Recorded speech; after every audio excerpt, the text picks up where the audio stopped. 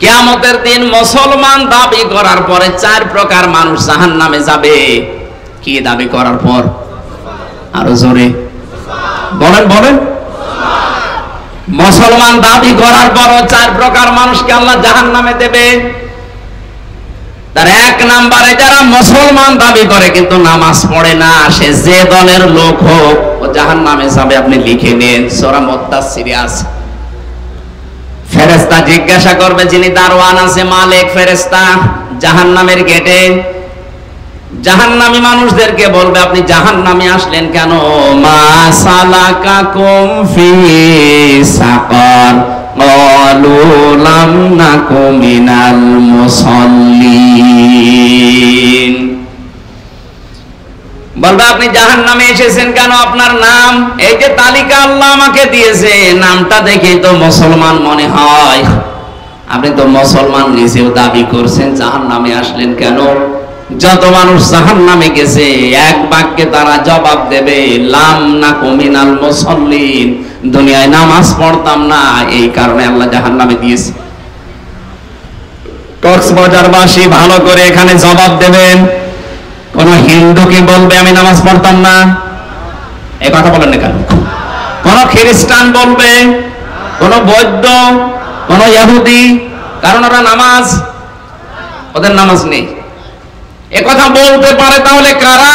যারা মুসলমান দাবি করে নামাজ পড়ে না। এই জন্য আল্লাহর ফতোয়াটা বিশ্বাস করে আজকে থেকে জীবনে কাজে লাগাবেন। আপনি রাজনৈতিক ভাবে কোন দল করেন আমি জানি না, কিন্তু মুসলমান দাবি করে যদি নামাজ না পড়েন ডাইরেক্ট আপনি জাহান্নামী। এই কথা বুঝতেছেন? কারণ নামাজ চায় মানুষকে আল্লাহর কাছে ছোট করতে, আর আল্লাহর উদ্দেশ্য এইটাই। এই জন্য মানুষের সুরাত সিরাতের দিকে তাকালে মনে হয় মানুষকে আল্লাহ সেজদা দেওয়ার জন্যই বানিয়েছে। এভাবে হাত দিয়ে, কপাল দিয়ে, নাক দিয়ে পৃথিবীর কোন সৃষ্টি আল্লাহকে আর সেজদা দিতে পারে না। এই যে গাছগুলো দাঁড়িয়ে থাকে মনে করেন এমনি দাঁড়িয়ে আছে না, সকালে আর বিকালে নিজের ছায়াগুলো লম্বা করে দিয়ে আল্লাহকে সিজদা দেয়, কিন্তু মাটির সাথে কপাল, নাক আর হাত এভাবে ঠেকাতে পারে না। আমাদের 3.5 হাত বডি দেখলে যেন মনে হয় আল্লাহ আমাদের বানিয়েছেন সিজদা দেওয়ার জন্য। বলেন সুবহানাল্লাহ। তাহলে আল্লাহর উদ্দেশ্য আমাদের নামাজের দ্বারা কি হওয়া? ছোট হওয়া। বলেন আরো জোরে বলেন। মানুষের এই আমিত্ব, এই বড়ত্বকে নষ্ট করার জন্য সিজদা, এর চাইতে উত্তম জিনিস দুনিয়ায় আর নেই। আচ্ছা স্যার, দুর্ভাগ্যজনক হলেও সত্য, এই এলাকায় আছে কিনা জানি না, বাংলাদেশে বহু মানুষ মসজিদে এখন আর মসজিদ নেই, চেয়ারের কারখানা বানিয়ে ফেলেছে। এই এলাকায় আছে? আরে ভাই, আপনি যদি নামাজ পড়তে হেঁটে যেতে পারেন যান, যদি না যেতে পারেন তাহলে আপনি বসে পড়বেন। যদি বসেও পড়তে না পারেন শুয়ে শুয়ে ইশারা দিয়ে পড়বেন যে এখন রুকু করছি, সিজদা করছি, এখন এই। এটাও যদি না পারেন আপনার নামাজ মাফ। আল্লাহর সামনে দাঁড়িয়ে ভালো মানুষ আপনি চেয়ারে বসে বসে চেয়ারম্যানই করছেন। কোথায় পেয়েছেন? নাকি বেশি বললাম? এলাকায় মনে হয় এগুলো নেই, আপনি বুঝতেছেন। কুষ্টিয়ার বিভিন্ন মসজিদে দেখি, কুষ্টিয়ায় আমার বাড়ি, ও বড় মসজিদের প্রথম কাতারে আমার মনে হয় শুধু চেয়ারই।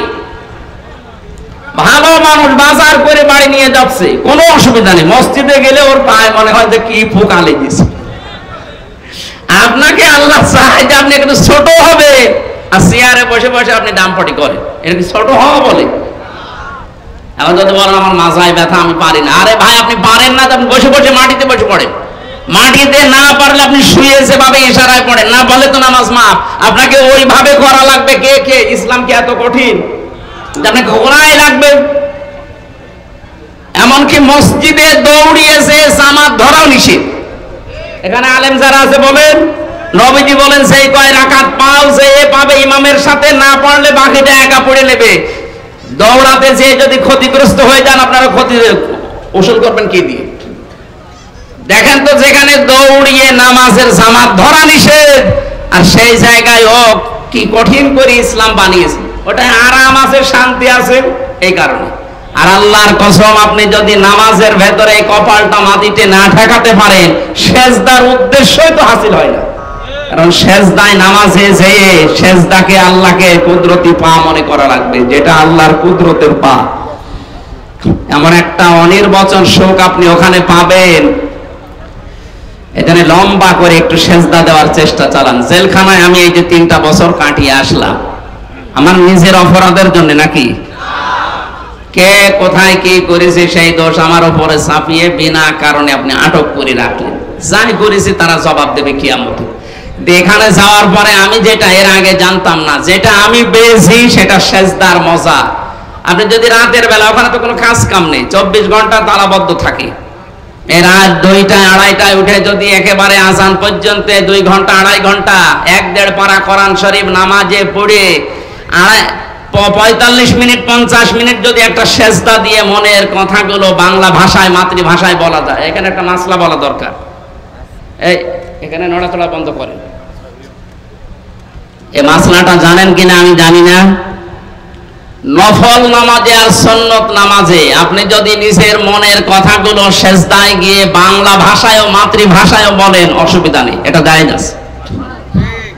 যেহেতু আমাদের ভাষা আরবি না, আমরা মাতৃভাষা আরবি আমাদের, আমরা বুঝি না কি বলি, এই জন্য আপনি বাংলায় দোয়া করবেন যে আল্লাহ আমার এই অসুবিধা আছে, আমি সেজদায় পড়ে বলছি। কারণ সেজদায় গেলে আল্লাহর মাঝে আর বান্দার মাঝে কোনো পার্থক্য থাকে না, একেবারে কাছাকাছি হয়ে যায়। সাহাবী প্রশ্ন করলেন, হে নবী, বান্দা কখন আল্লাহর নিকটবর্তী হয়? বিশ্ব নবী বলেন, মানুষ যখন সেজদায় চলে যায় তখন আল্লাহ আর বান্দার মাঝে কোনো ফারাক থাকে না। তাহলে ওই জায়গায় যেটা আপনি আরবিতে যে কথা বলতেও না পারেন, আপনি বাংলায় বলেন যে আমার ব্যবসার এই জিনিস সমস্যা হচ্ছে, আল্লাহ তুমি দান করো, আমার জীবনের এই অপরাধের জন্য আমার এখন আফসোস হচ্ছে, আল্লাহ তুমি এটা আমারে ক্ষমা করে দাও। যদি চোখের পানি নিয়ে আবেগ নিয়ে কথাগুলো বলতে পারেন, একটা আলাদা সুখ আপনি পাবেন। সেজদার যে মজা, এটা আমরা আসলে অনেকে জানি না, এই জন্য সেজদা দিতে চাই না। 40-45 মিনিট 1 ঘন্টা যদি একটা সেজদায় পড়ে পড়ে আবেগ নিয়ে পেছনের অপরাধের কথা স্মরণ করে কাঁদতে পারেন, আপনি দেখবেন স্ত্রী ব্যবহার করার চাইতেও বেশি আনন্দ পাচ্ছেন।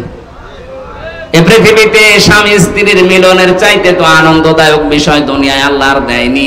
এর চাইতে বেশি মজা পাওয়া যাবে যদি সেজদায় আল্লাহকে আপনাকে পেয়ে যান। আমি নিজে পরীক্ষিত, এই জন্য আমলটা বললাম। মনের ভেতরে যখন অশান্তি লাগবে, রাতের বেলা লম্বা করে একটা সেজদা দিয়ে যদি কাঁদতে পারেন, মনে করবেন আল্লাহ আপনাকে নিজে মাথায় হাত বুলিয়ে দিচ্ছে।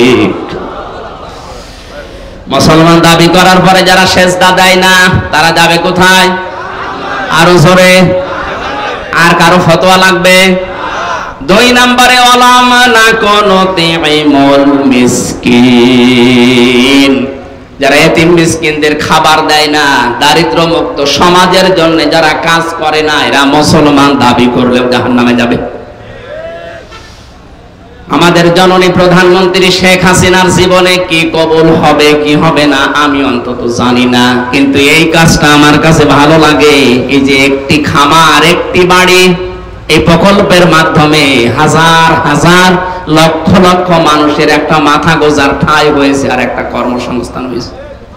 এই কথা বলেন না কেন? কত লক্ষ লক্ষ মানুষ একটা ঘর পেয়েছে, অন্তত মাথাটা গুছতে পারে। একটি খামারের মাধ্যমে নিজের একটা কর্মজীবন তৈরি করতে পেরেছে, হালাল রুজি উপায় করার একটা ব্যবস্থা করতে পেরেছে, মানুষের কাছে হাত পাতা অন্তত লাগে না। এই কাজটা যিনি উদ্যোগ নিয়ে করলেন, আল্লাহ যেন এই ওসিলায় তারে মাফ করে দেন, বলেন আমিন। 560টার উপরে মসজিদ বানিয়েছে বাংলাদেশে। আরে ভাই, মন্দির তো বানায়নি, অন্তত মন্দির বানালে সেখানে আল্লাহর সাথে শিরিক হতো। মসজিদ বানিয়েছে, কিছু না হলেও সেজদা তো দেওয়া হবে। কথা বলেন। সব কাজেই যদি আপনি সমালোচনা করেন না, মানব কল্যাণে যে কাজগুলো করেছে, এই বঙ্গবন্ধু টানেলটার দিকে তাকান, পদ্মা সেতুর দিকে তাকান, বাংলাদেশের রোড ঘাটগুলো অন্তত যাই হয়েছে, হ্যাঁ মারিং কাটিং হয়নি তা না, সত্য কথা তো বলাই লাগবে, মারিং কাটিং করেছে। বেগম পাড়া যারা বানিয়েছে তাদের ওই টাকাগুলো নিয়ে বাংলাদেশে ফেরত নিয়ে আসা দরকার। এগুলো মানুষ না, এগুলো জানোয়ারের চাইতেও খারাপ। আপনার টাকা নিয়ে বাইরের দেশের উপকার করবেন, মানে এদেশে কর্মসংস্থান তৈরি করা যায় না। এবাদতই বোঝে না, ও মনে করে একবার সুবহানাল্লাহ পড়লে জান্নাতে বিশাল গাছ হবে, এই তো এবাদত। কে বলেছে আপনাকে? এবাদত তো এইটা আপনার দ্বারা যেন মানুষের কল্যাণ হয়। আজ এই এবাদতটা না বোঝার কারণে আজ আমরা এখনো পর্যন্ত বিশ্বের কাছে হাত পেতে থাকি। প্রধানমন্ত্রী আমার মনে হয় এবাদতটা এভাবে বুঝেছেন, এই জন্যই তো একটি ভারী একটি খামারের এই প্রকল্পটা চালু করেছে। লক্ষ লক্ষ মানুষ এই প্রকল্পের মাধ্যমে আওতায় এসে আজ হাত তো পাতা লাগে না। আপনি চাষ করে খান, মুরগির খামার দেন, ছাষের খামার দেন, হাঁসের খামার দিয়ে অন্তত নিজে মানুষের কাছে ভিক্ষার থলি না নিয়ে যদি 1-2 টাকা দান করতে পারেন, এই হাতটা আল্লাহর কাছে অনেক দামি এই হাতটার চাইতে। সুবহানাল্লাহ বলতে পারেন না? ভিক্ষুকের জাতি থেকে অন্তত দান দেওয়া, মানুষকে সাদকা দেওয়া, এই জাতি যদি বানানোর চেষ্টা উনি করে, এ কাজে যদি তাকে সম্পৃক্ততার সাহায্য কেউ না করে, সে জাহান্নামে যাবে। আমি আবার বলছি বাংলা ভাষায়, যারা দারিদ্র মুক্ত সমাজের জন্য কাজ করে, আপনার দলের লোক না হোক, তার পেছনে আপনাকে থাকা লাগবে। এই কথা বুঝতেছেন? দারিদ্র মুক্ত সমাজের জন্য যারাই কাজ করবে, সে যেই হোক, তার পেছনে আপনাকে থাকা লাগবে, না আপনি জাহান্নামে যাবেন। কোন হুজুর নিয়ে আসবেন, নিয়ে আসেন। যারা দারিদ্র মুক্ত সমাজের জন্য কাজ করে না, সে যে হোক, কোথায় যাবে? 3 নম্বরে মুসলমান দাবি করে জাহান্নামে যাবে তারা। ওয়া কুন্না নাখুদু মাআল খায়িদিন, যারা সমালোচনা করে, যারা পেছনে মানুষের কথা লাগালাগি করে, তালাতালি করে, এর কথা ওর কাছে লাগায়। এলাকায় মনে হয় আয়াত বলা ঠিক হচ্ছে না। এই আয়াত এলাকায় আছে, এটা কত বড় অপরাধ হয়তো আপনি টের পাচ্ছেন না। এই যে তালাতালি করা, এর কথা ওর কাছে লাগিয়ে মানুষের সম্পর্ক যারা নষ্ট করে দেয়, এরকম লোক যদি এলাকায় থাকে, ওই এলাকার মানুষের দোয়া কবুল করা আল্লাহ বন্ধ করে দেয়। মুসা নবীর জামানায় একবার বৃষ্টি বন্ধ হয়ে গিয়েছিল, চাটিয়াল ময়দানে উম্মতদেরকে নিয়ে তিনি দোয়া করলেন, আল্লাহ তুমি বৃষ্টি নাজিল করো। আল্লাহ বলেন না, বৃষ্টি হবে না। মুসা নবীর মতো এত বড় পাওয়ারফুল নবী উম্মতদেরকে নিয়ে 3 বার মোনাজাত করে আল্লাহ হাত ফেরত দিয়ে দিলেন। তিনি রাগী নবী ছিলেন, রেগে গেছেন। ডাক দিয়ে বলে, মালিক এগুলো নয়, আমার উম্মত, আমার মায়া লাগছে। তোমার তো বান্দা, তোমার মায়া লাগে না? আল্লাহ বলেন, মায়া লাগে, কিন্তু বৃষ্টি দেব না। না, বৃষ্টি দেওয়াই লাগবে। আল্লাহ পাক এবার জবাব দিয়েছেন, মুসা বৃষ্টি দিতে পারি আমি এখনই, কিন্তু তুমি যাদেরকে নিয়ে দোয়া করছিলে, ওর ভেতরে নামিমা, তালাতালি করা একজন লোক আছে। ওই লোকটা যতক্ষণ বের হয়ে না যাবে, তুমি নবী মুসা দোয়া করলেও দোয়া কবুল হবে না, ফেরত যাবে। হযরতে মুসা বলে, রব্বুল আলামিন তুমি শুধু ওই লোকটার নাম বলো, দেখো কি করি। আল্লাহ পাক বলেন, না, আমি নিজেই নাম ধরে গীবত করতে নিষেধ করি, আর আজকে এখন আমি নাম বলবা, তুমি অপমান করবা, হবে না। মুসা নবী বলে, আল্লাহ আমি তো মানুষের মনের খবর জানি না, তুমি যদি নাম না বলো আমি কি করে তাকে বের করব? আল্লাহ বলেন, তওবা করো। তুমি যদি তাওবার ঘোষণা দাও, ওরা যদি তাওবা করে, আর তাওবা যদি মানুষ মন থেকে করে, সে বেগুনাহ ব্যক্তির মতো হয়ে যায়।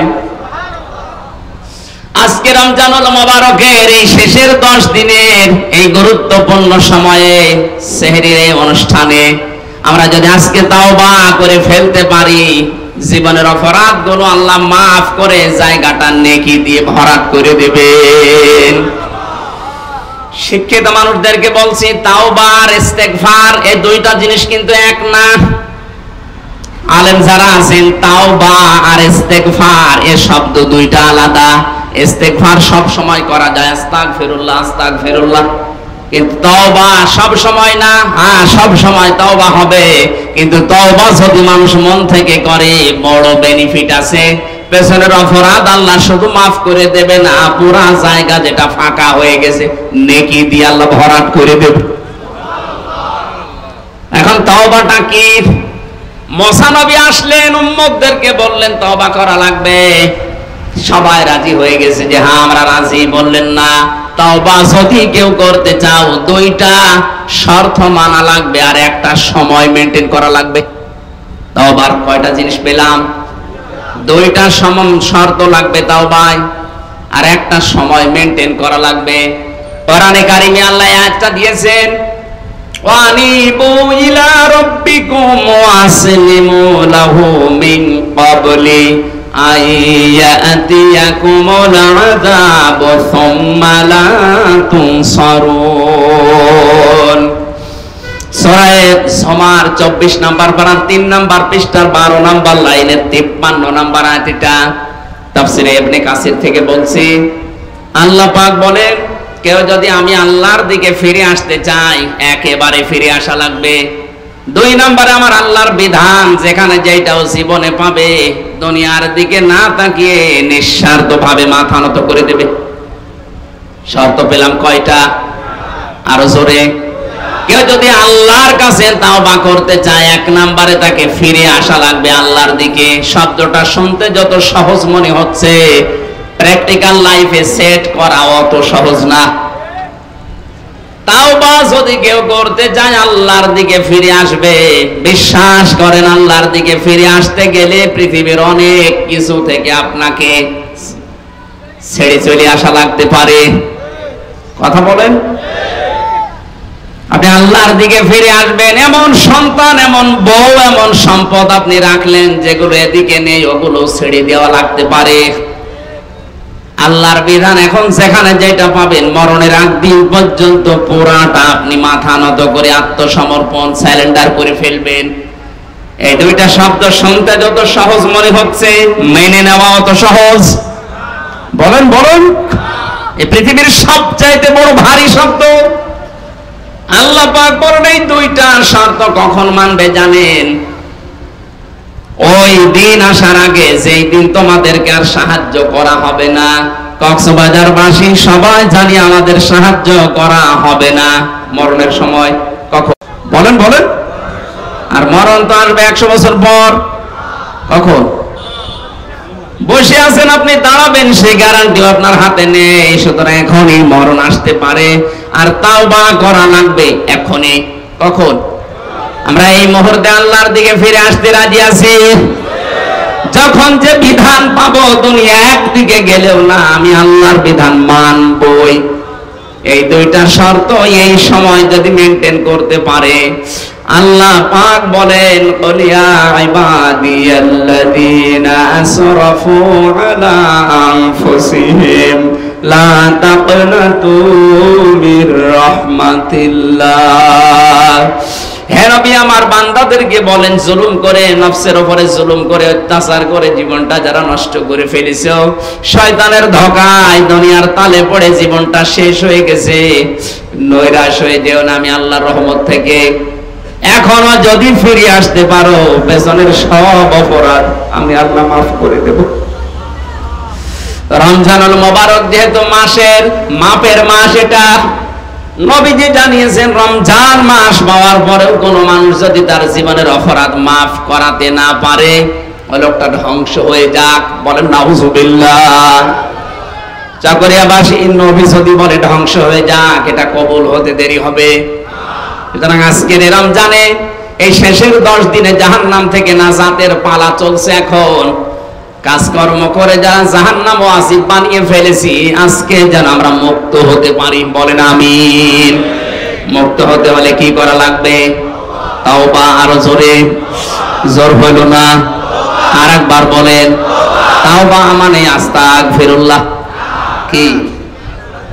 আল্লাহর দিকে ফিরে আসবেন, আল্লাহর বিধান পেলে আত্মসমর্পণ করবেন। সময় কখন? এখনই। কখন?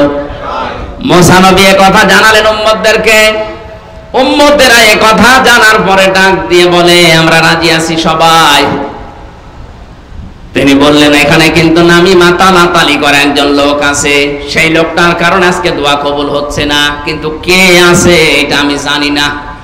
আমি এখন সবাইকে নিয়ে তওবা করছি, সবাই এই নিয়মে তওবা করো। তওবা করার পরে যখন হাত তুললেন, সঙ্গে সঙ্গে বৃষ্টি নাযিল করে দিয়েছেন। ও চকরিয়াবাসী, কি বুঝলেন এই হাদিস থেকে? এই দোষে যারা দোষী আছেন, এই মুহূর্তে নিজের চরিত্রকে পাল্টাবেন। তালাতালি করে এর সাথে ওর কথা লাগিয়ে সম্পর্ক আপনি নষ্ট করে দিচ্ছেন, তাকে কালার বানিয়ে দিচ্ছেন লোকটার কাছে। মাঝখান থেকে আপনি নিজে আল্লাহর কাছে কালার হয়ে যাচ্ছেন। ওই লোকটা হয়তো একদিন, 2 দিন, 5 দিনে তার এই চরিত্রকে সংশোধন করে মানুষের কাছে প্রকাশ করে প্রচার করে ক্ষমা চেয়ে সে ভালো হয়ে যেতে পারে, কিন্তু আপনি তার জীবনে কালিমা দিয়ে দিলেন, নষ্ট করে দিলেন তার জীবনটাকে কালিমা দিয়ে, উল্টা পাল্টা কথা তার নামে লাগিয়ে আপনাকে মাপ পাওয়ার জন্য আপনার রাস্তা কই? আমি আর একটা কঠিন কথা বলছি, সূরা নিসা 5 নাম্বার পারা 15 নম্বর পৃষ্ঠা 12 নাম্বার লাইনের 112 নাম্বার আয়াত এটা।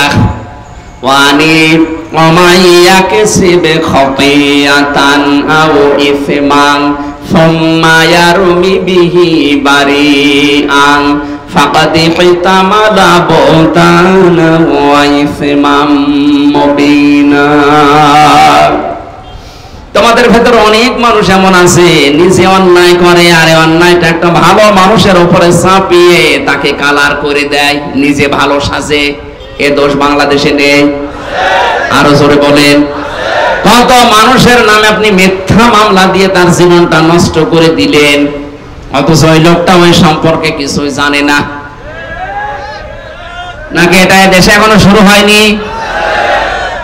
যারা এই জুলুমে আছেন তারা থামেন। আজ হাজারো মামলার আয়ু যারা আয়ের আছে, কি জবাব দেবে আল্লাহর কাছে আমার তো বুঝে আসে না। যে বানিয়ে বানিয়ে একজনের নামে আপনি চার্জশিট তৈরি করে দিলেন, অথচ ওই কাজগুলো ওই লোকটা করে নাই। আপনার কারণে যদি ওই লোকটা বছরের পর বছরে জেলখানায় থেকে জীবন নষ্ট হয়, কিয়ামত পর্যন্ত আপনি সেজদা দিলেও আপনার সেজদা কবুল হবে না। এটা আমি বানালাম নাকি? সূরা নিসা, কোন সূরা? 5 নাম্বার পারা 15 নম্বর পৃষ্ঠার 12-13 নম্বর লাইনে আছে 112-13 নম্বর আয়াত। তাফসিরে ফি জিলালিল কোরআন, তাফসিরে হক্কানি, প্রায় 11 থেকে 12টা তাফসিরের মুফাসসির আয়াতের ব্যাপারে একমত। যারা নিজে অন্যায় করে একটা ভালো মানুষের উপরে দোষটা চাপিয়ে নিজে ভালো সাজে, ওরা যেন প্রকাশ্য পাপের বোঝা বহন করে নিয়ে বেড়ায়। এটা হয়তো এখন দেখা যাচ্ছে না, এই জন্য আমরা তাকে কিছু বলি না। আদম আলাইহিস সালামের জামানায় এটা দেখা যেত, কেউ যদি কোরবানি দিত সঙ্গে সঙ্গে কবুল হতো না, ওটা চাটিয়াল ময়দানে রেখে আসা লাগতো। আগুনের ঝলক এসে যার টাকা হালাল ওইটা পুড়িয়ে ফেলতো, আর যার টাকা 2 নাম্বার হারাম ওইটা ওখানে পড়ে থাকতো। এলাকার মানুষ বুঝতো যে এ 2 নাম্বার। আমার মনে হয় আজ যারা নিজেরা অন্যায় করে ভালো মানুষের উপরে দোষ চাপিয়ে তাকে কালার করে তার জীবন নষ্ট করে দিচ্ছেন, এই যে ফাঁকা দিহে তামালা বহুতানা ওয়া ইসমাম মুবিনা, আল্লাহ বলেন ওই মানুষগুলো যেন প্রকাশ্য পাপের বোঝা বহন করে নিয়ে বেড়াচ্ছে। এটা যদি আদম নবীর মতো আজ বাংলাদেশে দেখা যেত, অনেকেই ঘর থেকে বের হতে পারতো না। এই জুলুমে যারা আছেন তারা থামেন। আমি আপনাকে বাঁচাতে চাই, কারণ নবীজি জানিয়েছেন তোমার ভাই জালেম হোক আর মাজলুম হোক তাকে সাহায্য করো। সাহাবীরা বললেন, হে নবী, মাজলুম হলে নাই তাকে সাহায্য করা যায়, ভাই যদি জালেম হয় তাকে সাহায্য করব কি করে? আল্লাহর নবী বলেন, জালেম ভাইকে সাহায্য করার নিয়মে তাকে জুলুম থেকে যে কোনো কায়দায় বাঁচাও। তা আপনি যে জুলুম করছেন এখান থেকে আপনাকে আমি বাঁচানোর চেষ্টায় আছি, কারণ আপনি জাহান্নামে যাচ্ছেন। না এই অপরাধটা বাংলাদেশে নেই এখন? বলেন বলেন। কলম হাতে পেলেই উল্টা পাল্টা একজনের নামে লিখে দেন। যারা আল্লাহকে বিশ্বাস করে না তাদের কথা নাই, বাদ দিলাম, মুসলমান দাবি করার পরও অনেকে কাজে আজ লিপ্ত আছে না নেই? বিনা কারণে যে লিখলেন, আপনি কি জানেন এই কলমের দাম কত? নুনুল কলামি ওয়া মা ইয়াসতুরুন। আল্লাহ বলেন কসম কলমের, এবং কলম দিয়ে লেখকরা যা লেখে ওই লিখিত জিনিসের কসম। কলম একটা হাতে পেয়েছেন, পত্রিকায় উল্টা পাল্টা লিখে দেবেন, আপনার তো কিছুই মনে হচ্ছে না। আপনি কি জানেন এই লিখিত জিনিসের কি কি মর্যাদা? তামাম দুনিয়ার ভেতরে সবচাইতে দামি জিনিস হচ্ছে কলম, কারণ এই কলমের দ্বারা একজনের ফাঁসি হয়, কলমের দ্বারাই মানুষ জাল দলিল করে জমি লিখে নেয়। এই কথা বলছেন না কেন? না এলাকায় সব নেই? হাজারো মানুষের জমি জাল দলিল করে লিখে নেয় মানুষ কি দিয়ে? আরো জোরে। শরেক ফাঁকে দেওয়া মানুষ যদি এখানে থাকেন একটু হাত তোলেন তো। একজো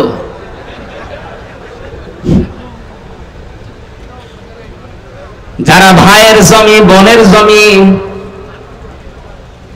মেয়ের জমি এবং আশপাশের মানুষের জমি জায়গা যারা জাল দলিল করে লিখে নিয়েছেন, কান খাড়া করে তিরমিজি শরীফের হাদিস শোনেন, দুইটা ক্ষতি হবে আপনার। যেই দিন আপনি জমি লিখে নিয়েছেন, ফাঁকি দিয়েছেন শরীক, ওই দিন থেকে আপনি যতদিন বাঁচবেন কোনদিন আপনার ইবাদত আর মাথার উপরে উঠবে না। ওটা তো আরো মারাত্মক। মা বাবারা আসতে না দিলে, হ্যাঁ বাড়িতে মা বাবারা আসতে না দিলে, আমি ওইদিকে যাচ্ছি একটা আসতে না দিলে, ভাইয়ের আসতে না দিলে, এই শোনেন যে কথাগুলো বলছে, এই কথাগুলো আমারই বলতে, ওনারই বলা দরকার। আজ কত মানুষ শরীক ফাঁকি দিয়ে হজ করতে যায়, ছেলের নামে ভালো ভালো সম্পদ গুলো লিখে দিয়ে মেয়ের মাথায় হাত দিয়ে বলে, মা তোর জন্য দোয়া করে দিলাম।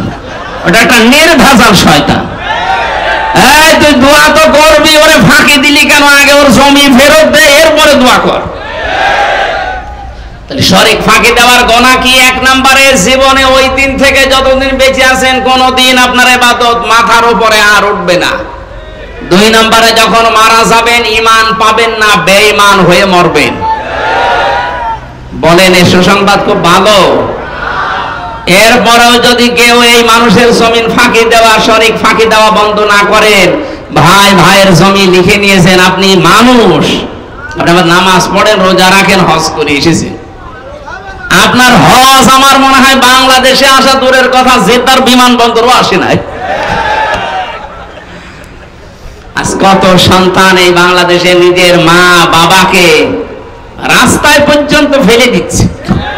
কয়েকদিন আমি সৌদি আরবে থাকাকালীন কয়েকটা ভিডিও দেখছিলাম, 4 ছেলে 2 মেয়ে, এই 6 জন মিলে বাবার সম্পদগুলো সব নিজেদের নামে লিখে নিয়ে বাবাকে রাস্তায় ছেড়ে দেওয়ার সিদ্ধান্ত নিয়েছে। এই বাংলাদেশে কোন জেলায় যেন দেখলাম। এটাকে নাউজুবিল্লাহ না সুবহানাল্লাহ? না না, শুধু নাউজুবিল্লাহ পড়লে হবে না। উনি বলছিলেন না, ইসলামী শিক্ষায় শিক্ষিত না হওয়ার কারণে এই 6টা সন্তান মানুষ করেছেন আপনি কিভাবে? মা বাবা যে কি জিনিস ওরা তো জানেই না।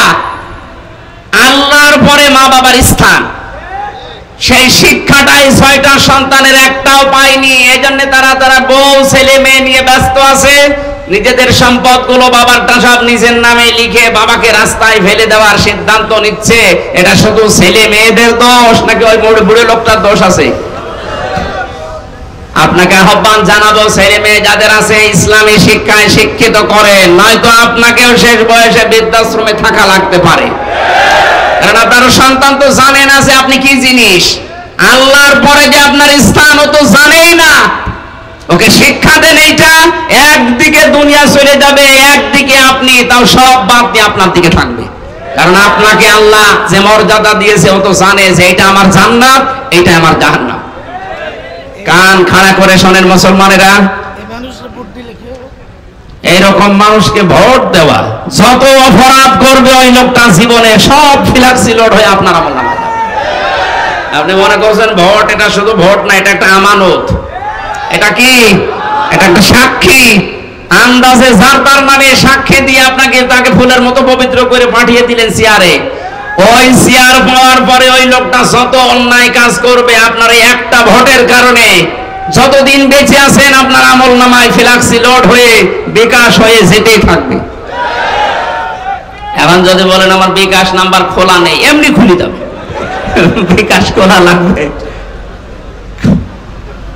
এবাদত আমরা অনেকে আজ বুঝি না, এবাদত বোঝা লাগবে আমাদেরকে। হযরত ওমর এবাদত বুঝেছিলেন ওইভাবে, আর আমরা কোন ধাঁচের এবাদত বুঝি না। আমার দ্বারা যদি মানুষের উপকার না হয়, মানুষের কর্মসংস্থান তৈরি না হয়, আমার রুচিত উপায় করাই লাগবে, আমার দ্বারা আরো যেন 10টা মানুষের কর্মসংস্থান তৈরি হয়।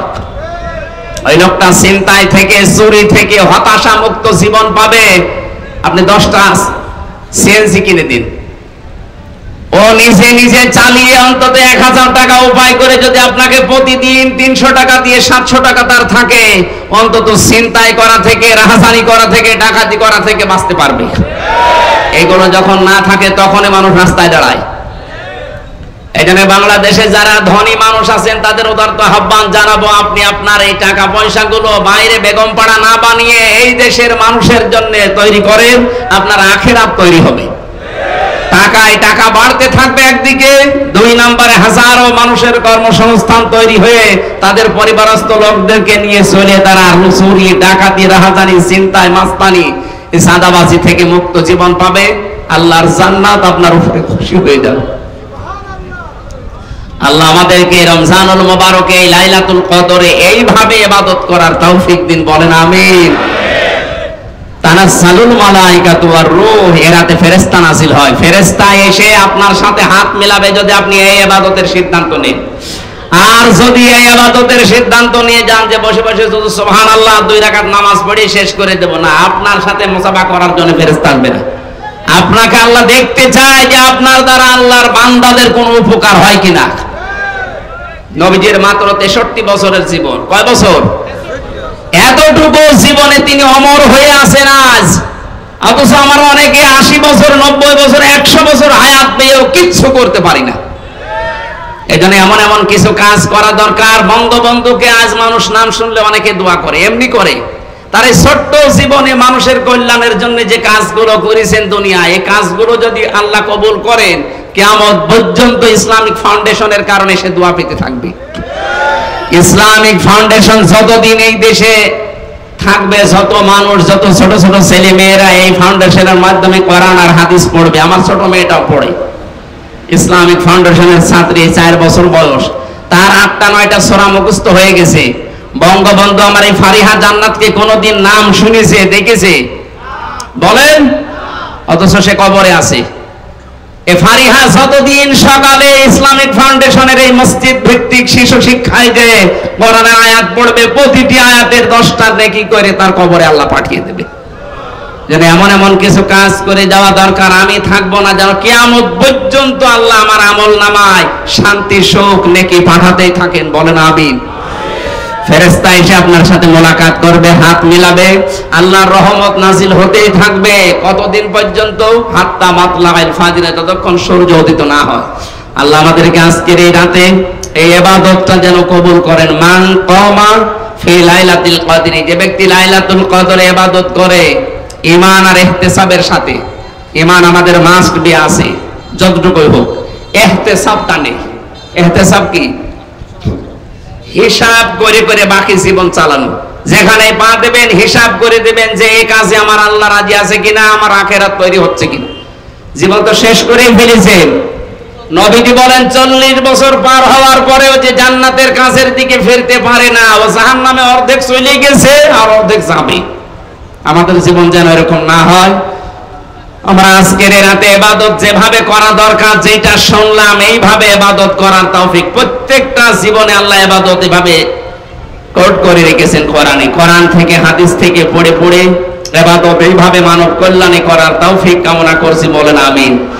এই জন্য তালাতালি করা বন্ধ করেন, এর কথা ওর কাছে লাগানো বন্ধ করেন, নাই তো আপনি মুসলমান দাবি করলেও জাহান্নামে যাবেন। কুননা নুকাজ্জিবু বিয়াউমিদ্দিন, 4 নম্বরের মানুষ তারা যারা কিয়ামত হবে এটা বিশ্বাস করে না। আল্লাহ আমাদেরকে যেন 4 প্রকার মানুষকে হেফাজত করেন, আমিন। গফির লাহু মা তাকদ্দামা মিন যামবিহি আছে। আজকের ইবাদত যদি সত্যিই কবুল হয়ে যায় আর এই মন মানসিকতা নিয়ে যদি বাকি জীবনটা আমরা চালাতে পারি যে আমার দ্বারা মানুষের জন্য উপকার হয়, ক্ষতি না হয়, তাহলে আপনার পেছনের যত অপরাধী ছিল আল্লাহ আজকের রাতের ওসিলায় সব মাফ করে দিবেন। এই হাদিস আমরা 100% বিশ্বাস করি তো? বলেন বলেন। বারাকাল্লাহু লানা ওয়া লাকুম ফিল কোরআনিল আযীম। আল্লাহুম্মা আমিন। মোনাজাত হবে, সবাই বসেন, মাথা নিচু করেন, চক্ষু বন্ধ করেন, জীবনের অপরাধগুলো স্মরণ করেন। রব্বানা যালামনা আনফুসানা ওয়া ইল্লাম তাগফির লানা ওয়া তারহামনা লানাকুনান্না মিনাল খাসিরিন। রব্বুল আলামিন রমজানুল মুবারকের শেষের 10 দিনের একটা দিন, গুরুত্বপূর্ণ একটা সময়, তাহাজ্জুদের সময় চলছে, সেহরি খাওয়ার সময় চলছে। হাজার হাজার বান্দা বান্দি আমরা পবিত্র এই রজনীতে গনার বোঝা মাথায় নিয়ে জীবনের অপরাধগুলো স্মরণ করে আমরা হাত তুলেছি। আল্লাহ তাআলা জীবনের অপরাধের দিকে তাকালে হয়তো তোমার মাফ করতে ইচ্ছে করবে না। আমাদের অপরাধের দিকে তুমি তাকিও না, তোমার রহমতের দিকে তাকাও, জিন্দেগীর গুনাহগুলো মাফ করে দাও। যত গুনাহ করিয়াছি গোপনে মাফ করে দাও আল্লাহ তুমি নিষ্গুণে। তুমি যদি মাফ না করো বান্দাকে, বলো তোমার বান্দা যাবে কার কাছে? আদর করিয়া মানুষ আল্লাহ বানাইয়া কেমনে দেবা জাহান্নামে ফেলিয়া। রব্বুল আলামিন কক্সবাজার চকরিয়া এই চলন্ত পথের পাশে দাঁড়িয়ে আমরা সারা রাত জেগে জেগে তোমার কোরআনে কারীম চাতক পাখির মতো শুনছিলাম। আমার তো মনে হচ্ছে সারা রাত যদি তোমার কোরআনে এখানে বসাতাম কেউ বাড়ি যেত না। আজ 2-3 দিন আমি ঘুমাতে পারিনি, অসুস্থ শরীর নিয়ে বিশাল পথ জার্নি করে তোমার নবীর রওজা জিয়ারত করে সরাসরি এখানে চলে এসেছি। অসুস্থ শরীরে যতটুকু কথা বলেছি এদেরকে তুমি ওমরের মতো শোনার মানার তৌফিক দাও। যে যুবকগুলো এই মাহফিলের আয়োজন করতে গিয়ে শ্রম দিল আল্লাহ, এখানে আসার পরে যে যুবকদের অ্যাক্টিভিটিস দেখে আমার মনটা ভরে গেছে, যুবকদেরকে তুমি ওমরের মতো বানিয়ে দাও। আমার তো মনে হচ্ছে বিশ্ব নবী যদি এখন বেঁচে থাকতেন এই যুবকরা জীবন দিয়ে হলেও তাকে পাহারা দিত। এইরকম মন মানসিকতা যে যুবকদেরকে তুমি দিয়েছো, এদেরকে যেই মা পেটে নিয়েছে মায়ের পেট তুমি খাদিজার মতো বানিয়ে দাও।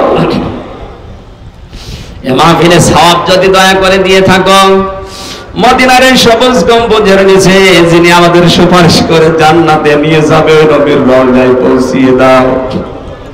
হযরত আদম থেকে পর্যন্ত যত মানুষ কবরে আছে আল্লাহ তুমি মাফ করে দাও। মাহফিলের সম্মানিত সভাপতি 2 জন, তাদেরকে কবুল করো। প্রধান অতিথি আমাদের মাননীয় সংসদ সদস্য জনাব জাফর আলম বিএ অনার্স, তোমার এই গোলামের জীবনের যত ভালো কাজ আল্লাহ কবুল করে নাও। অন্যায় যে কাজগুলো আল্লাহ নিজ গুণে তুমি তাকে ক্ষমা করে দাও। তার মা বাবাকে তুমি জান্নাত দাও। ছেলে মেয়ে স্ত্রী পুত্র যেগুলো দিয়েছো এগুলো তুমি সহি সালামতে হেদায়েতের উপরে রাখো। যত বিশেষ অতিথির নাম এখানে দেখতে পেয়েছি আল্লাহ, কোরআনে কারীমের অনুষ্ঠানে যারা দাওয়াত পেয়েছে, যারা এসেছে, এই মানুষগুলোকেও তুমি আবু বকরের মতো কবুল করে নাও। সম্মানিত মা বোনদেরকে মঞ্জুর করো, তাদের পেটে ভালো ভালো সন্তান আল্লাহওয়ালা নেককার সন্তান দান করো। এই চকরিয়া পেকুয়ার মাটির নিচে যত মানুষ ঘুমিয়ে আছে আল্লাহ কোরআনের ইজ্জতি কবরগুলো জান্নাত বানিয়ে দাও। নবীর মুখে শুনেছি রমজানে কবরের আযাব মাফ থাকে, রমজানের পরে চকরিয়া পেকুয়া রামো কক্সবাজার সহ সারা বাংলাদেশে সারা পৃথিবীতে ঈমান নিয়ে যারা মাটির নিচে আছে কিয়ামত পর্যন্ত এদেরকে ক্ষমা করে দাও। আমাদের শরীরটা সুস্থ রাখো, তোমার ইবাদতের জন্য আমাদেরকে কিছুদিন বাঁচিয়ে রাখো। কখন কার মরণ চলে আসে জানি না, মরণের সময় যেন ঈমান নসিব হয় সেই তৌফিক দিও। আমাদের জননী শেখ হাসিনা থেকে শুরু করে যারা দেশ এবং দেশের দায়িত্ব পালন করছে আল্লাহ তুমি সততার সাথে পালন করার তৌফিক দাও।